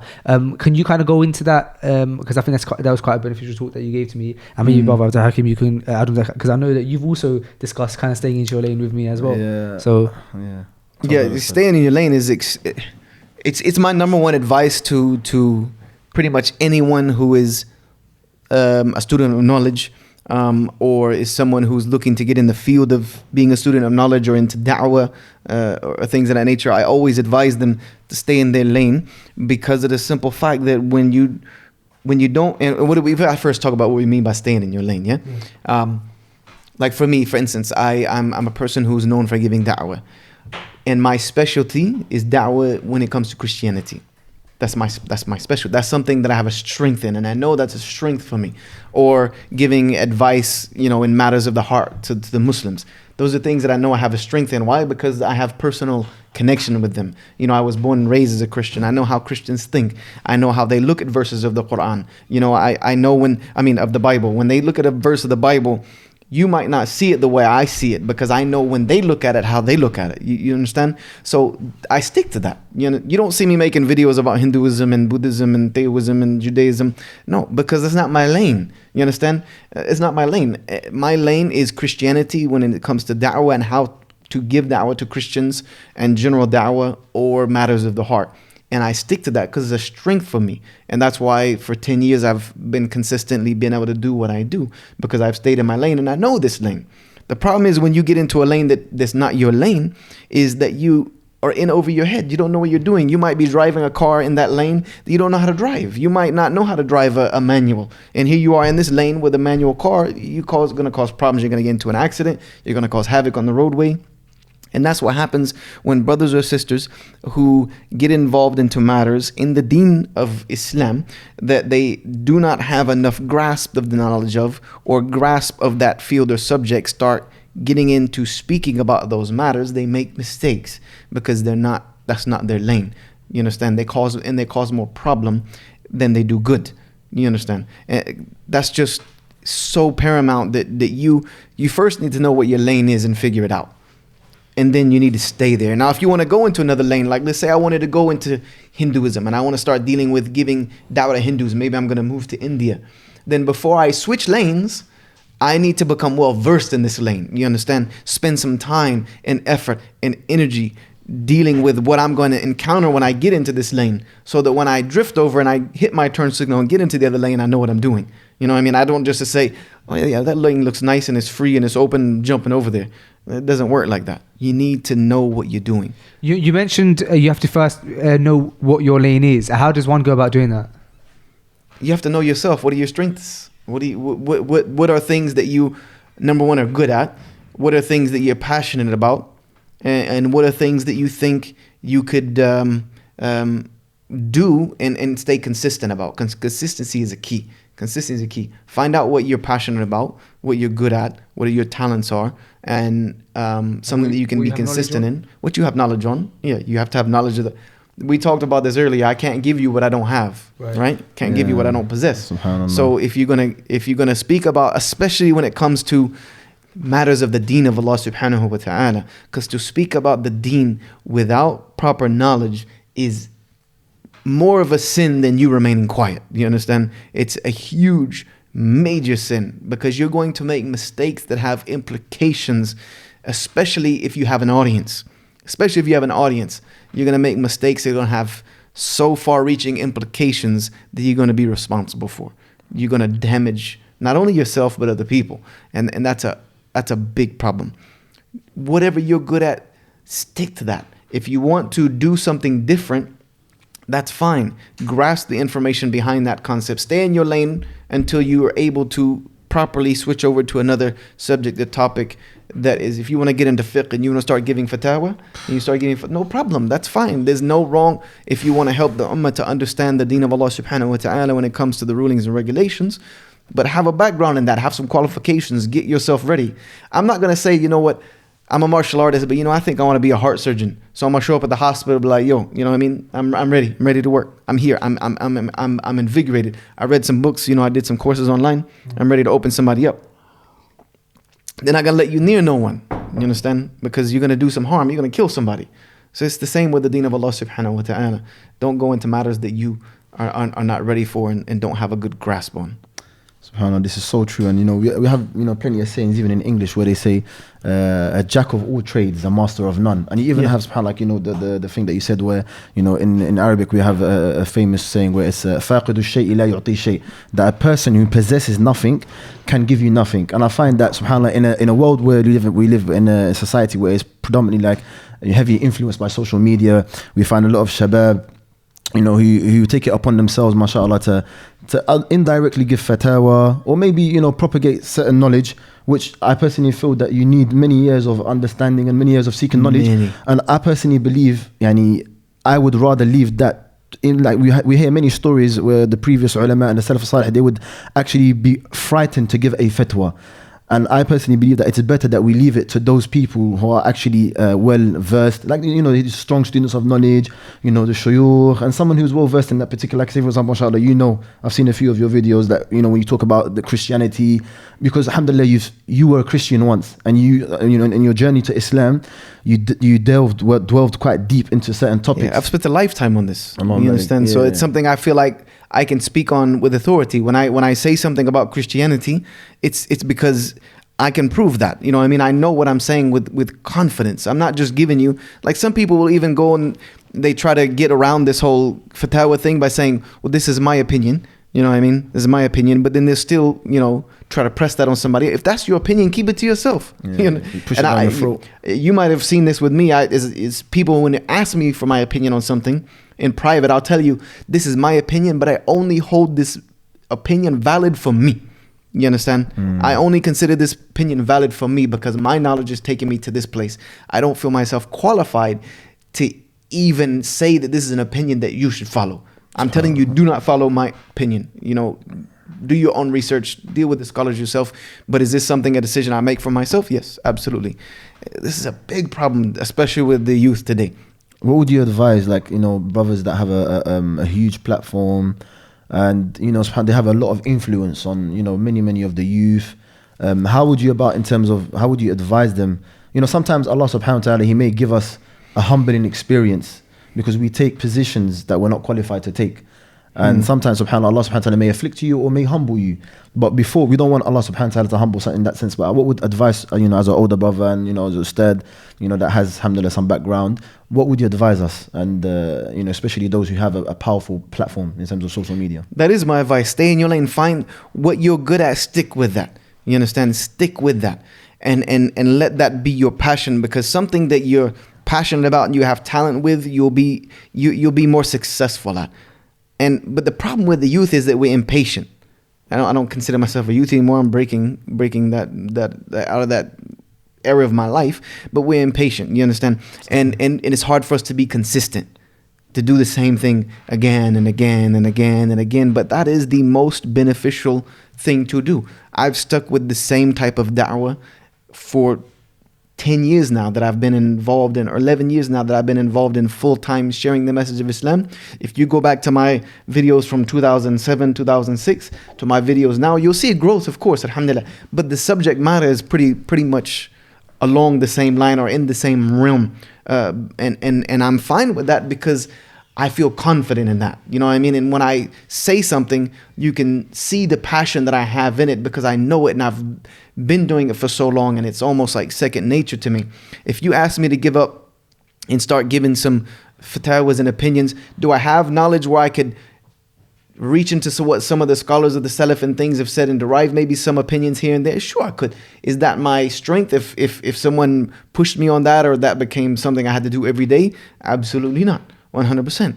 Like when I was in Egypt and I was working for Iqra TV, they wanted me to do a show called Ask the Sheikh. They wanted me to do a show which is a call-in show giving Q&As, and it's called Ask the Sheikh.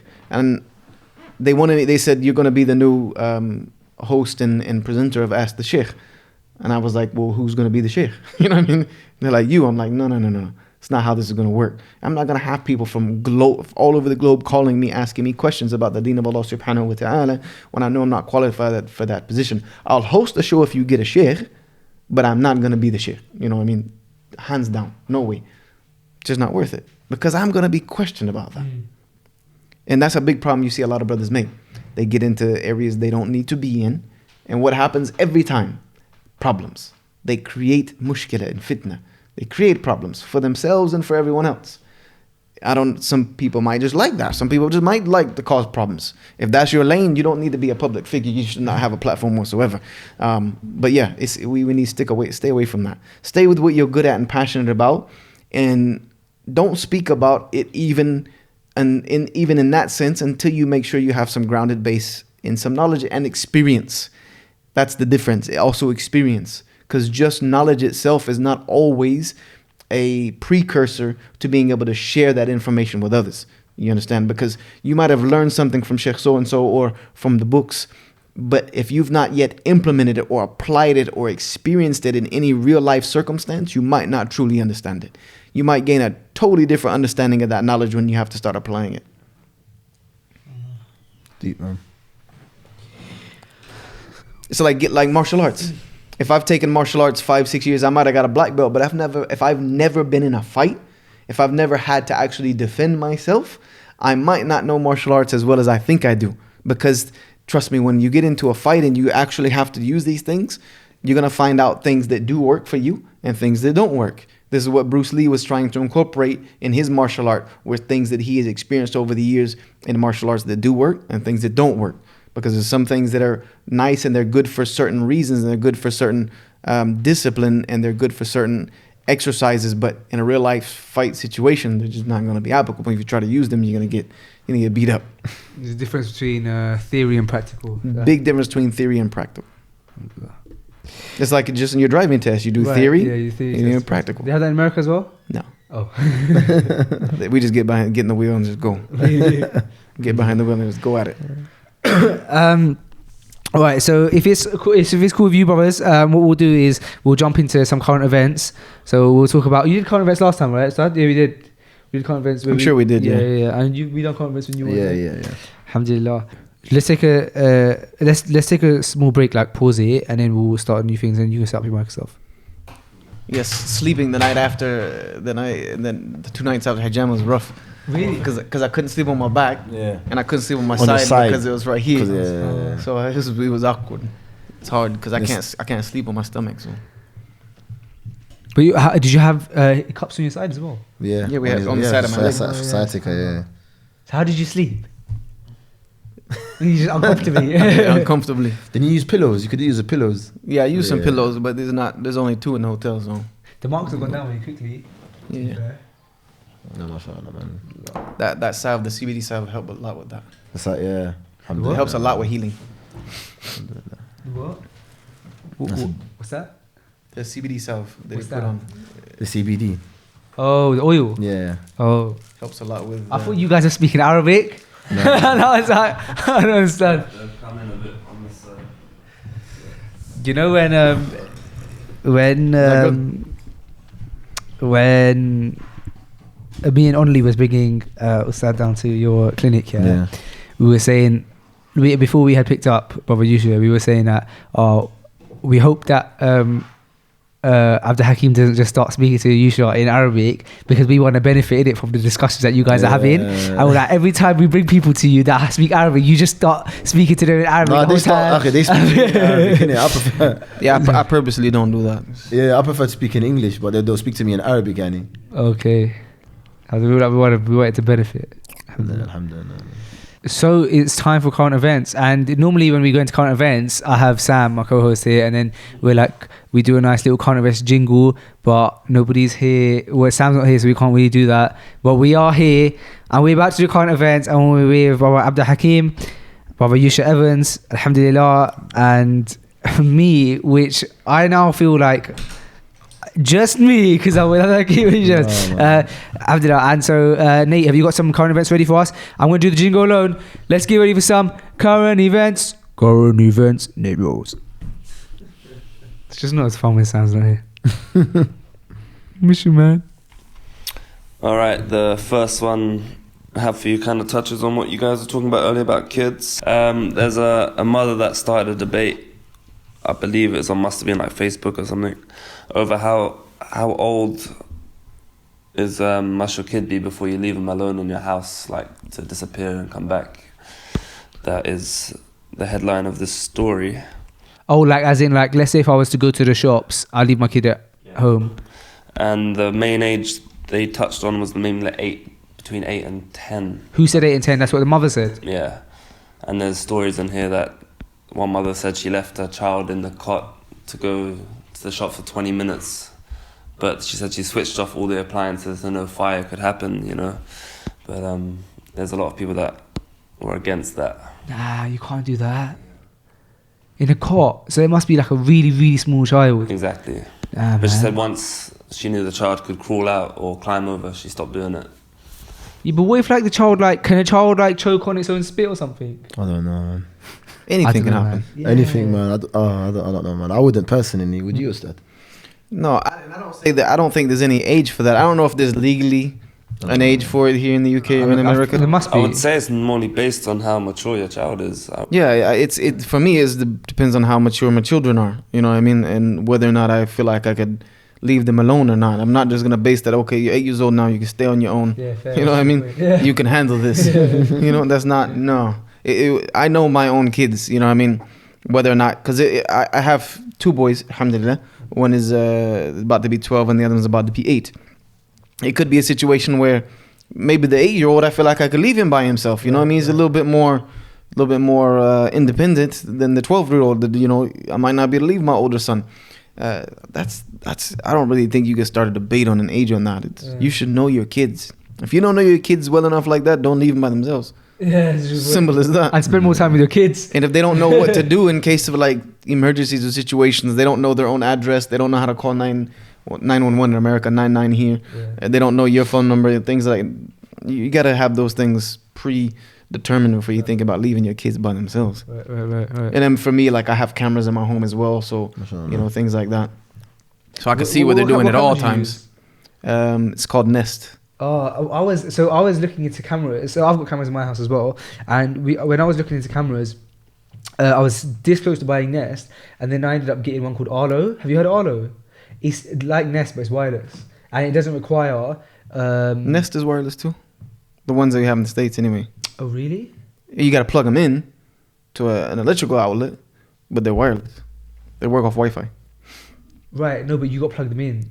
All you don't plug in. Oh. Yeah. So because Was battery operated? No, but in the States, but in the States, you generally have plug sockets outside, right?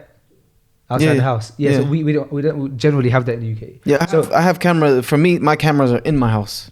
Oh, you don't have any? Okay, fine. But I wanted mine outside my house, and we don't have a plug socket outside, and so I'd had to have drilled a hole through the brick or like seeped it through the window or something. And so I found Arlo, which is really, really good. Yeah. For an outside camera, I'd have a battery operated camera. But inside, I have a 2 Nest cameras, one in my kids' room and one that looks in the general living room area.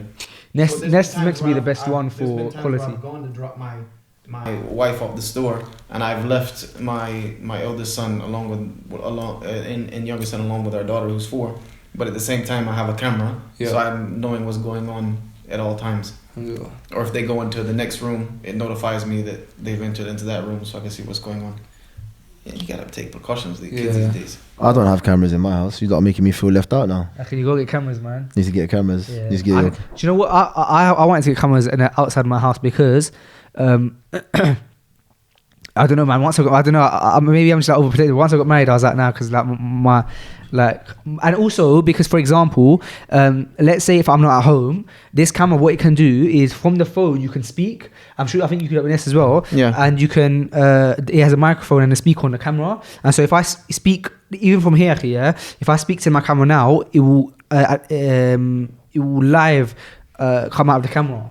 Yeah, so let's say, for example, someone's delivering post and no one's in. I can be like, can you just leave it outside, please? And then they'll be like, okay, no problem. I can hear them, and then they can go. Yeah. And so, for example, let's say my wife's at home. She's not like dressed appropriately because she's at home by herself, and someone's knocked at the door because the job, like maybe there's a package or something. She can just speak for the camera and say, can you just leave it there instead of, getting dressed and waiting for. Do you know what I mean? Yeah. So there's multiple benefits. Yeah, there's benefits. Yeah, I'll be downstairs and hear my kids acting crazy upstairs. I don't feel like going up there. I don't know if that's just lazy stuff. It's a bit lazy, but it's convenient. I'll just get on the app and go to the camera and tell them stop doing whatever they're doing. Yeah. And it's good the fact that the kids think they know I'm watching all the time. Yeah. And Nest is meant to be. I think Nest is the best one for the quality because Nest has 1080p HD. Yep. Whereas Arlo has only 720. So still HD, but there's a slight difference. And the Nest has night vision as well. So. Yes, yeah. So does the Arlo, and also it goes like minus. It can do up to like minus 20 or something, or like higher. So in the snow, it's perfectly fine. Yep. Alhamdulillah. Even our boiler broke down in the snow. And your camera survived. And my camera survived. Alhamdulillah. What's the next card event? Still on the topic of a child, but this one's a bit more savage. We got a 10-year-old girl thrown around like a rag doll by her own dog, who viciously mauled her. International Business Times. Oh, that's the newspaper. My bad. What dog was it? Because I watched this documentary. The dog itself was a South African boa. Is that banned? Is it called? Boil. B-O-E-L. Never heard of it. Boil probably. B-O-E-R. B-O-E-R. B-O-E-L. Is it an illegal? Is it an illegal dog or? It doesn't say it's illegal in here. But yeah, it was pretty bad. She almost died from it. But luckily, there was another child with her who ran out and told the adults. Was it their dog? Yeah, it was their dog. And they have another dog as well that also done something similar in the past, but I'll get to that in a sec. Crazy, but basically, the guys that were informed had to come break down the door because the girl was stuck behind the door and the dog's, pushing up against the door. So they managed to save the girl and she survived. That's why you don't leave your kids unattended, innit? Yeah, but it says in here like the dog didn't get put down as the attack wasn't like fatal. Do they still own the dog? Yeah. They still own it? They still own the dog. Whoa, that girl must be petrified. I would have put that dog down. But in America are pit bulls banned? No, they're banned in some places. Okay, but not overall generally. In the UK, I believe they are banned. There's certain categories of dogs that are banned. Have you watched the documentary on Netflix called?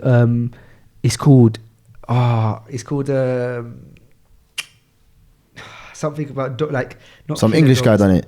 It's an English documentary. It's not called Killer Dogs. It's called something about dogs. Yeah, it's on Netflix. No, I haven't, no. Yo, it is. a sick documentary. I watched it, but basically it just shows like, you know what, when as I was watching the documentary, what I was thinking to myself, I was thinking about the fact that, you know, dogs and snakes.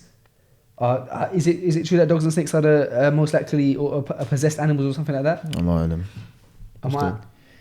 Okay, I wouldn't know if that's the most. They are mentioned that there are some hadiths mentioned that About an all black dog. about black dogs being jinn and Okay, snakes being, you know, jinn and stuff like that, but doesn't.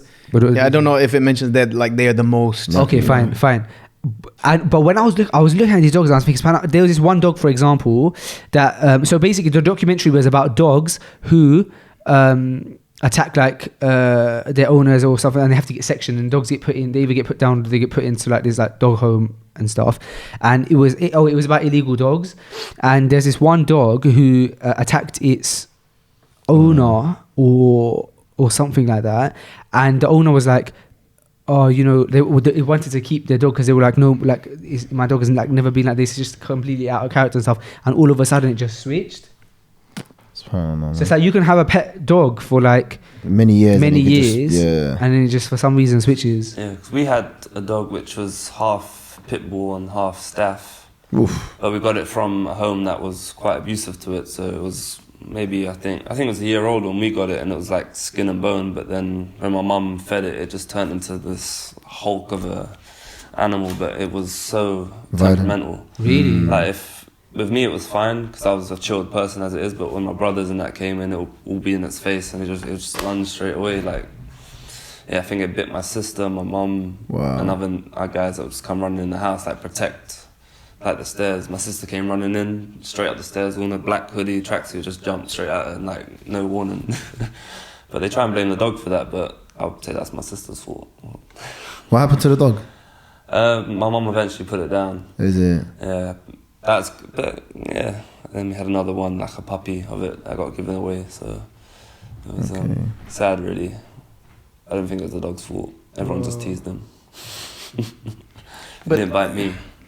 In reality, we have to say, number one, that Islam honors all lives. It's not like we're saying we hate dogs. A lot of people have that conception that Muslims hate dogs. No, they're all afraid of dogs. Or that we're afraid of dogs. No, that's not the reality. There are hadith specific about keeping dogs in homes and things, and their saliva and their najis and things of that nature.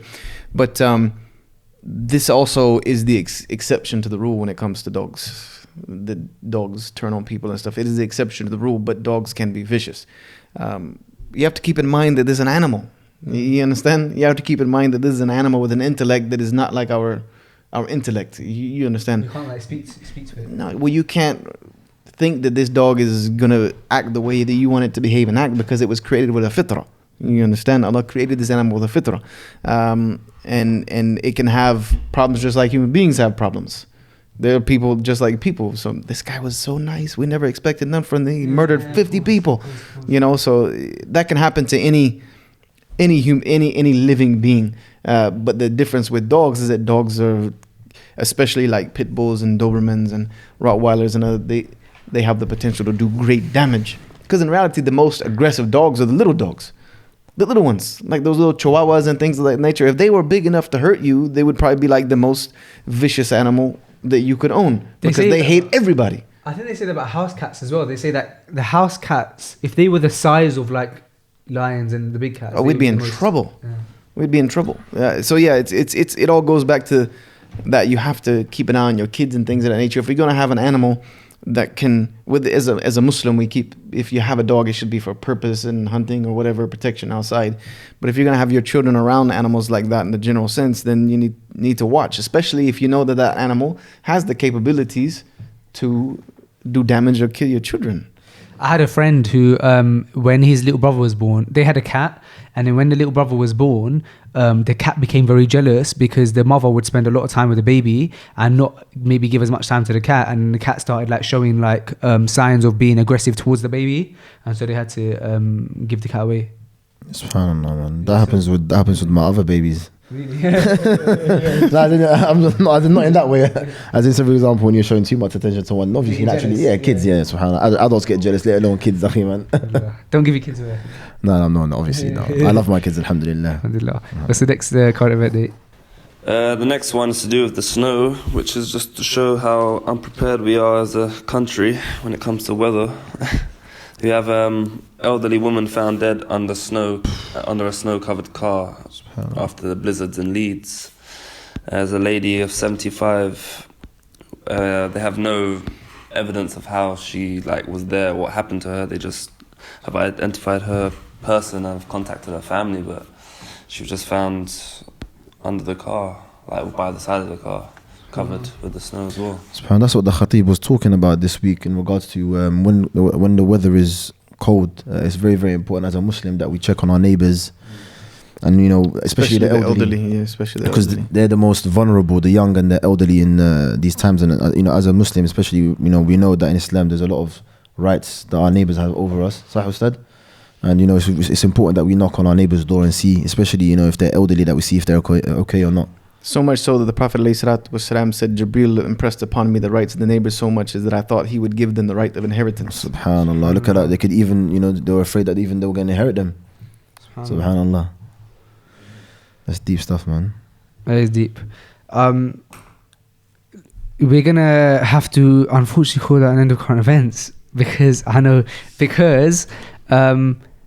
mainly because I've realised that it's almost time for Asr and we still haven't done Dhuhr. Yeah, so we did Dhuhr. And also, alhamdulillah, this has been an amazing episode. We've had so much to talk about. The crazy thing about having these episodes where we're talking and we're discussing is honestly it feels like you go for another few hours. It's just because it's so we're discussing deep topics, it's beneficial, and it's just if the setting is very nice. Although we have microphones in front of us, the setting is nice and chill back, and we're having tea and or coffee.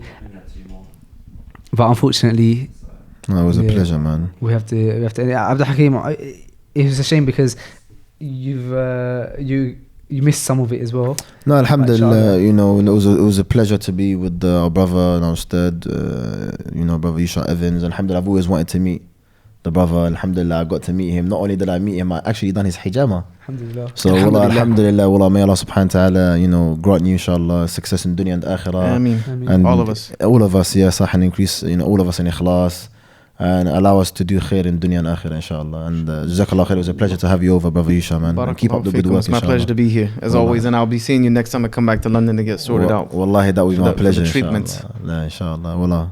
Jazakallah khairan. Inshallah, Jazakallah khair, brother Yusha Evans, again for coming down onto the podcast, coming down and giving us your time, because I know your time is very valuable and we value it very highly. And for you to come down and spend time with us the day before you're flying back to the States, we really do appreciate it, and you're always welcome here. Alhamdulillah, it's my pleasure. And we have to end with saying that we miss Sam today on the show. We do miss Sam, yes. We miss Sam. We miss Sam.